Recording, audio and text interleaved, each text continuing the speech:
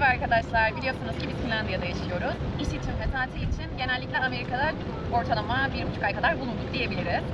Bu süreçte deneyimlediğimiz ve gözlemlediğimiz farklı şeylerden size bahsetmek istiyoruz. Öncelikle evlerden bahsetmek istiyorum. Finlandiya'da biliyorsunuz ki daha minimalist bir yaşam söz konusu. Evler daha küçük ve biz şu an 60 metrekarelik bir evde yaşıyoruz. Aslında İskandinav mantığı IKEA'yı biliyorsunuz, herkes biliyor. IKEA'nın mantığı şudur: küçük evleri maksimum düzeyde çok iyi bir verimlilikle kullanabilmek. Yani her alanı o kadar güzel organize etmişler ki 60 metrekarelik evde aslında biz her şeyimize yer bulabiliyoruz ve gerçekten çok verimli kullanabiliyoruz. Burada ise yaklaşık 4 tane ev gezdik diyebilirim. Hatta sizinle paylaşacağız. En son gezdiğimiz open house. Ortalama evlerde 2 garaj var. Bahçeleri çok büyük ve aynı zamanda minimum 3-4 odalık. Ve son gezdiğimiz ev ise ortalama 8 odalı, 2 tane yine garajı var, dışarıda havuzu var ve aynı zamanda spor salonu var. Yani burada evler gerçekten devasa ve eşyalar aşırı çok. Yani çok fazla alım ve alma hastalığı söz konusu. Her şey çok kolay ulaşabiliyorsunuz ve çok uygun fiyatları. Yani İskandinav, Finlandiya mantığına göre tam ters kesinlikle. İnsanlar bu evleri nasıl temizliyor?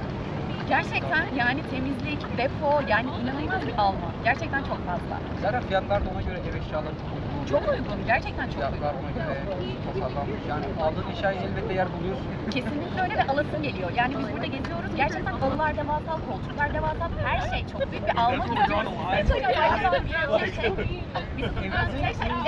Evimizin küçük olması. Yani bakıyoruz burada beğendiğimiz bir ürün bizim evimize sığmaz ki. Yani gerçekten çok farklı.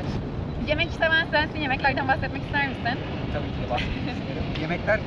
Yemekler yani Finlandiya'da felsefe minimalist üzerine tasarlanmış. Amerika'da maksimalist üzerine. Yani her şey devasa. Bir içecek alıyorsunuz Amerika'da, kova, yani şişe değil aslında, kova gibi bir içecek veriyorlar. Yani arabada yerine sokamıyorum, yani arabada yerine koyamıyorum o içeceği. Ama Finlandiya'da böyle 150 miligram bir kahve, 100 miligram bir kahve o kadar lezzetli geliyor ki böyle ve gerçekten yani onun tadı bambaşka oluyor. Burada Amerika'da insanlar gerçekten tüketim çılgınlığına odaklanmış bir şekilde yaşıyorlar. Ne ararsan her şey sınırsız. İçecek alıyorsun, sınırsız içecek. Yemek yiyorsun, sınırsız. Patates alıyorsun, devasa bir patates geliyor. Gerçekten yani porsiyonlar, mesela biz orada da fast food gittiğimizi hatırlıyorum. Normalde fast food gitmiyoruz, yemiyoruz ama burada fast food mağazasına gittiğinizde hele sadece mesela patates almak istiyorsunuz. Adam size bir poşet dolusu patates veriyor ve biz şok oluyoruz gerçekten. Diyoruz ki lütfen yarım porsiyon bize koyun. Burada insanların tek kişinin harcadığı o ya da dediğin gibi kova içecekler sınırsız. Yani biz de aslında ona kanıp sınırsız alıyoruz. Oysa ki biz içemiyoruz ki. Tabii yani gerçekten çok başka. Öyle bir tasarım yapmışlar ki hani küçük içecek alıyorsun, $1 atıyorum. Evet. Ortası 1,5, en büyüğü 1,80. Şimdi ister istemez en büyüğü almak istiyorsun. Evet, evet. 1,80 almak istiyorsun. Yani psikolojik olarak gerçekten alışveriş çok fazla bir oyun oynanıyor bu Amerika'da. Ya da şöyle, alışverişten bahsetmek derken süpermarketlerde aynı şekilde sürekli bir indirim söz konusu. 3 al 2 öde. İşte bu büyüğü alırsan daha ucuz. Yani insanlara hep bu algıyı aslında aşılıyorlar ve kimse küçüğe yeltenmiyor. Aslına bakarsanız küçük ürün de bulamıyoruz. Dün en basitinden süt aradık. Küçük bir süt yok. Yani 200 mililitre gibi bir süt yok. Her şey galon, her şey büyük. Yani bizim için çok zor. Gerçekten Finlandiya yaşamına alışmış bir insan için çok zor burada yaşamak. Sen mesela istedin.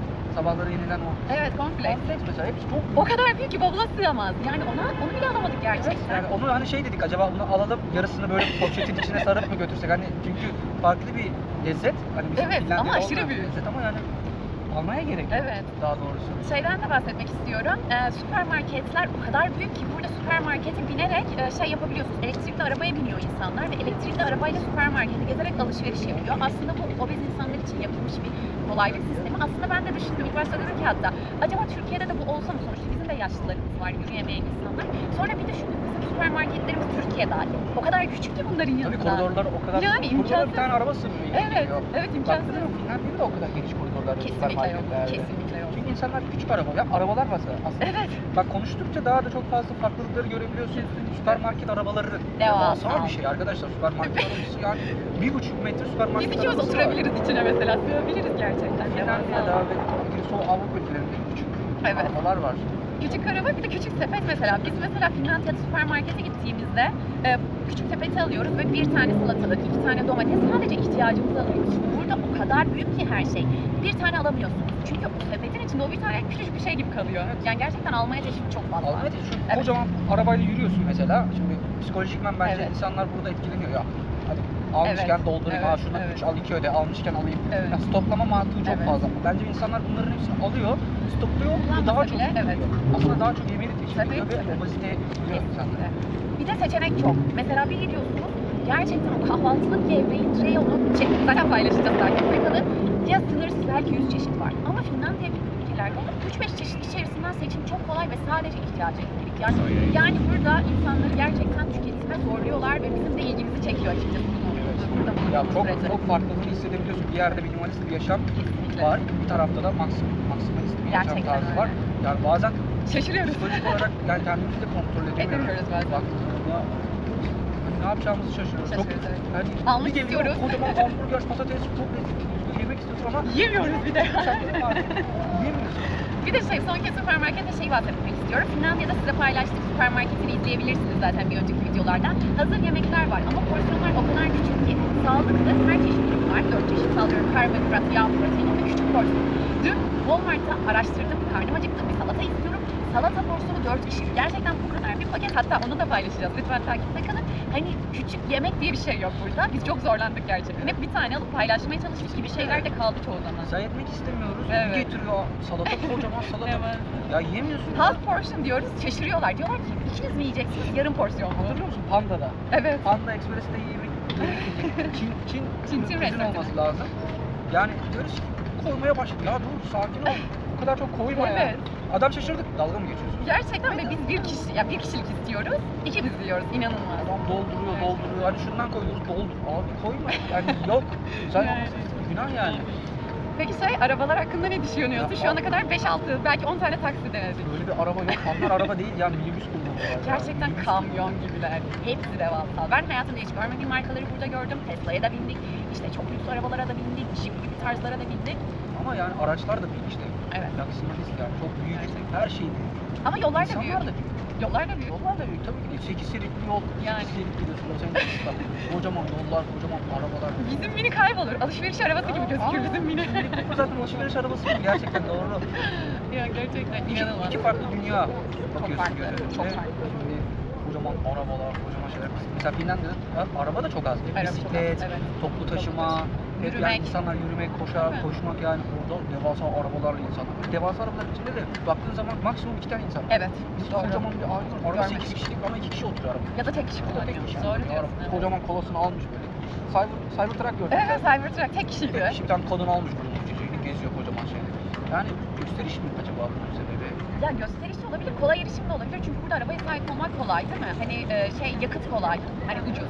O yüzden insanlar toplu taşıma gibi bir sistem yok. Belki de hani ona itiliyor yani. Ya Ama bir- çok devasa. Yok yani ona itiliyor diye düşünüyorum. Bir galon Los Angeles'ta 5 dolardı ortalama. Atlanta'da 3 dolar. Bayağı uygun. Genel olarak uygun olduğu için belki de insanlar buna itiliyor. Doğusuyla batısıyla Amerika, doğusunda da bulunduk, batısında da Evet. bulunduk. En kötü yerlerinde de bulunduk baktığımız zaman. Evet, onlara karşı genel yorum yapmak istersek de mesela Miami çok daha sıcakkanlıydı. Los Angeles çok sıcakkanlı bir yerdi. New York inanılmaz bir alan. Yani burası ama bizi korkuttu. Yani Atlanta aslında biraz değişik bir deneyimdi bizim için. Çok Atlanta. gezilecek bir yeri yoktu. Coca-Cola Müzesi'ni gezdik, akvaryumu gezdik baktığı zaman. Birkaç parkları dolaştık. Evet. Ama yani çok memnun kalmadım Atlanta'da. Daha fazla Afro-Amerikan Evet. insanların bir kalesi gibi burası. Evet. Aslında beyaz olduğu zaman çok dikkat çekiyorsun. Ben çok şaşırdım. Evet, çok fazla dikkat çektik gerçekten. Yani buradayken çok insan bize durdu bir şeyler söyledi. Yani biz bayağı dikkat çektik burada ve bu beni rahatsız etti açıkçası. Önceki yerlerde hiç böyle Yok, ben ilk hissetmemiştim. defa Amerika'da kendimi turist hissettiğim bir nokta Atlanta diyebilirim. Yani yaklaşık 7-8 tane eyalette bulundum. Evet. Ama yani Atlanta'da ben kendimi turist hissettim. Açıkçası ben de. Mesela gece çok fazla rahat yürüyemedik. Gece çekindik, daha çok taksi kullanmaya çalıştık ya da scooter kullanmaya çalıştık. Gerçekten burada ben de çekindiğimi hissediyorum. Aynı zamanda Finlandiya'daki personal space dedikleri özel alana sahip konusu da çok farklı Amerika'ya göre. Amerika'da yürüdüğünüz zaman her 2 kilometrede bir insan sana hey how are you, how is going? Evet. Yani ne haber, nasılsın, laf atarlar böyle. Evet. Hani Tanışma çok hemen kolay. el sıkışıp Evet. sarılabilirsin bir anda Evet. tanımadığın insana ama Finlandiya'da birine yoldan yürürken hay desem utangaç bir bakış yani. İstemez yani, rahatsız. İstemez. Tabii ki de yani. Açıkçası ben de istemem. Evet. Tanımadığım bir insan bir anda böyle üstüme gelsin. Ama, Veya ama burada 10 kişiyle tanıştık. tabii buraya geldiğin zaman ayrı olmak Rahatız zorundasın, yani. anladın mı? Adapte olmak zorundasın. Evet. Ben şimdi adama bir şey yapsam o adam Evet. bilmiyorum ki kim olduğunu, belki üstüme yürüyecek, belki üstüme yürüyecek. Yani farklılık var. Gerçekten. Bu arada şeyden bahsetmişler,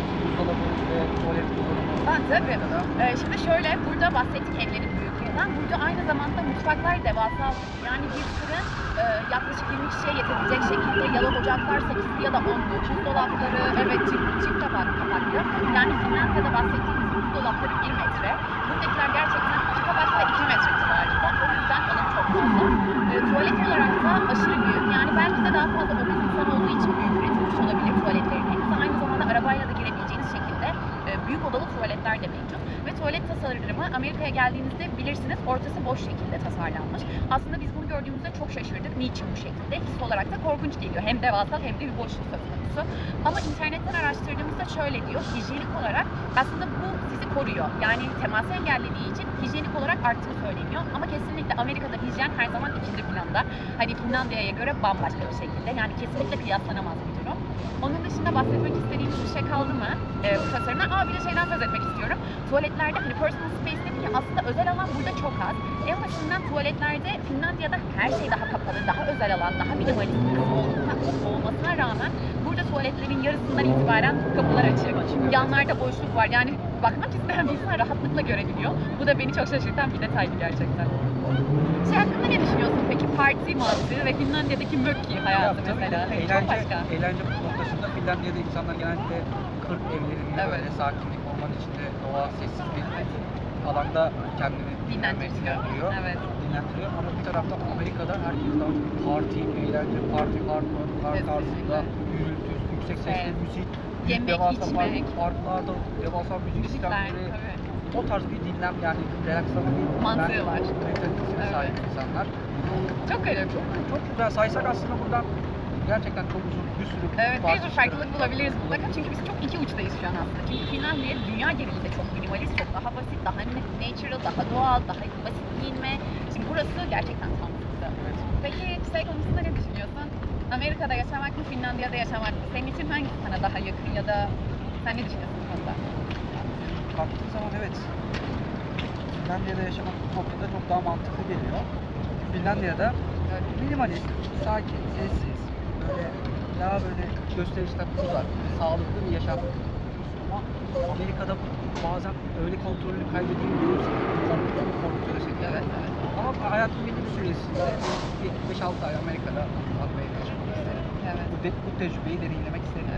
Peki siz hangisini isterdiniz? Finlandiya'daki minimalist yaşam mı, Amerika'daki devasal yaşam mı? Yorumlarda buluşalım. Abone olmayı unutmayın arkadaşlar. Teşekkürler.